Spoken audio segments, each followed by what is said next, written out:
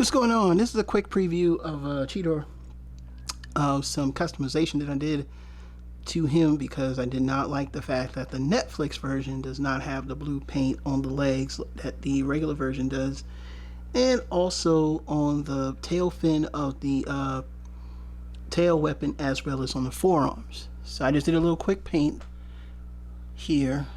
You could probably see that.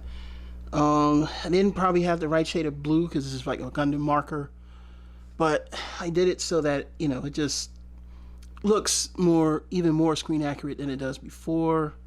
I did mess up on the forearms a little bit, and I'll probably clean that up with a Q-tip, but you can see it there. The tail fin here and on the sides, just like the Kingdom regular release, and then also I did some blue paint on the forearm, so he does look very nice. I think he looks a lot better. I will probably review Cheetor. I'm not really a fan of the Beast Wars toys. Not a fan of Beast Wars. I'm just not a fan of the toys that they're putting out. Like it's just an opinion. Now the shade of blue is a little lighter, but it's still not as bright as that periwinkle that's mismatched. And of course, you know, we'll go into more detail. But I got a little rant for y'all. Man, YouTubers of my size, you know, use that. All of you that are really trying to get out there and, you know, be seen, there's a few things you need to know. If you're on YouTube to make videos, great, if you don't want to get paid. But if you're on YouTube to get paid, you know the threshold, and you know what's really going to hurt you in the threshold process. Let's just be honest and frank here. It's really going to be hard to do reviews. The reason why it's hard to do reviews is because we have certain YouTubers that get stuff super early, and you know they're getting stuff early. It's not through, you know, normal channels. And because of that, they're being rewarded with views and money. Now, one of them is going to be going to screen the Paramount movie. And of course, their channel was built off of not really so much being a thief. The thing is that there are certain things you need to know. And the thing is, you're basically giving them the ammo they need. Part of it's Hasbro's fault, because all Hasbro had to do was just say, hey, instead of letting them be the leakers of our toys, let's just do videos on our own toys and then say, hey, they'll be out in 7 or 8 months. But what happens is, of course, if you remember the old school days of collecting back in like the Unicron trilogy, and maybe, Unicron trilogy mainly, that's when I used to see them pop up. They were called lunchtime special. Lunchtime special was basically at the factory while the workers are on lunch. They'll steal either a sample or a prototype, take a picture, put it on the internet. It goes on eBay. When it hits eBay, people are paying $300-$400 for one figure that's going to be out maybe 6 or 7 months. And YouTube wasn't out then. Now, when YouTube came out, a lot of your, YouTubers, a lot of them, and I know them because they know me, built their channels off of getting stuff early. But you pay that price. But back then, even then, it still was wrong. But now, remember this, YouTubers, all of you that are leaving these wonderful comments, oh, I'm so great.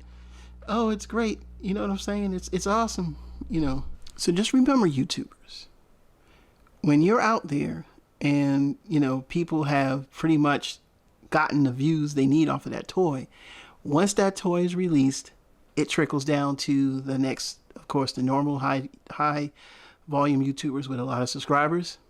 Then it trickles down to the thousandaires. Then it trickles down to us.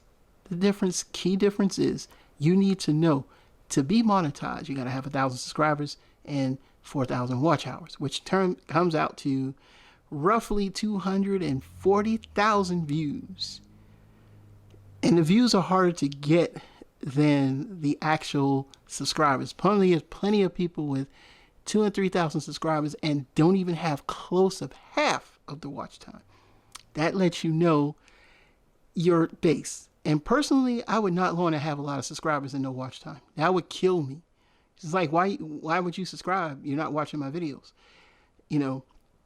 But you got to understand, the YouTubers that are getting the most accolades are the ones that either lie, cheat, and steal. This is YouTube. If you think I'm lying, look at the Thieves. And then I look at the comment section, it's like, Jesus Christ, man, don't you realize you're not going to get it's going to take you so long to get that revenue because they're basically eating. So keep that in mind while you're trying to kiss ass because you're afraid because you want to think that Hasbro is going to give you stuff. They ain't going to give you shit, bro. Stop kidding yourself. Work on your channel and do you. That's all I'm going to tell you. That's the advice I can give you. If you want to check out my statistics, I'll be glad to show them to you because I'm very close to the watch time. I'm now less than 1,000 off from watch time, and you know my channel grows every day. So with that being said, YouTubers, leave them boy alone. They're not going to help you. They're in for themselves. Or either that, or you can buy some views, buy subscribers, or try to do the lunchtime special. But I got to warn you, even if you do that, some of the smaller YouTubers, the gains of overpaying for a toy to try to get views also may not work in your favor. There's a lot of work you got to do, and there's a lot of production. You got to know how to do your own production. You got to understand the algorithm. If you can't get it one way, try to get it another. Either way, lie, cheat, and steal. Whatever you got to do to get monetized is the goal.